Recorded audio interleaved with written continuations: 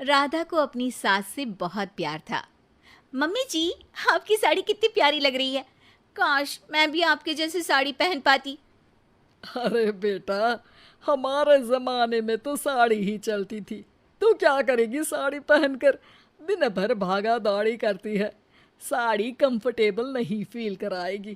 तू तो ऐसे ही जचती है बेटा। राधा सास को लेकर घूमने जाती, सैर करती और उनसे खूब बातें किया करती थी। एक दिन, अरे राधा और माँ सुनो, अब हम लोगों को बम्बई चलना पड़ेगा। मेरी नई नौकरी वहीं लगी है। अरे वाह माँ, कितना मजा आएगा ना। अरे नहीं नहीं, मैं नहीं जाऊंगी। बड़ा शहर, बड़े लोग, मेरा दिल नहीं लगेगा। अरे माँ, मैं हूं ना आपके साथ। और सारा परिवार बड़े शहर में शिफ्ट हो जाता है। एक दिन, राधा, तू भी अब नौकरी में जाने लगी है। मैं तो बोर हो जाती हूँ। सोच रही हूँ आसपास की औरतों से दोस्ती कर लूँ। हाँ हाँ माँ, और क्या, यहाँ की औरतें तो किटी पार्टी और बहुत सी फन लविंग एक्टिविटी करती हैं।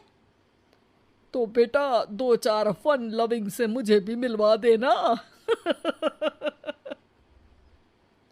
बहू सास के साथ बाहर निकलती है तो देखती है कि सास की उम्र की जो औरतें टहल रही हैं, उनका पहनावा ओढ़ावा सास से बिल्कुल अलग है।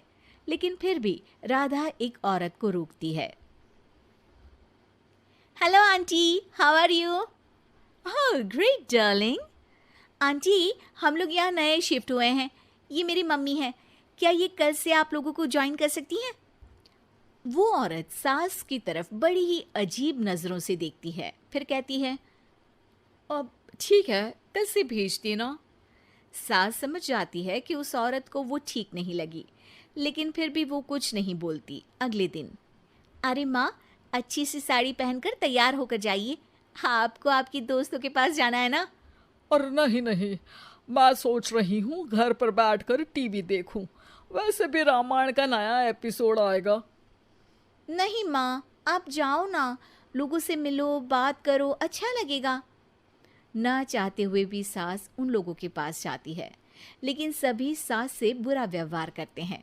सास मुंह लटकाकर घर आ जाती है। बहू समझ जाती है कि सास को कुछ हुआ है। वो रोज सास को पार्क में भेजती, लेकिन सास रोज मुंह लटकाकर वापस आ जाती। क्या हुआ माँ, आप बाहर जाकर खुश नहीं होती हैं? अरे बेटा, खुश तो हूँ लेकिन लेकिन क्या माँ, आपको तो लोगों से मिलना, बातें करना अच्छा लगता था।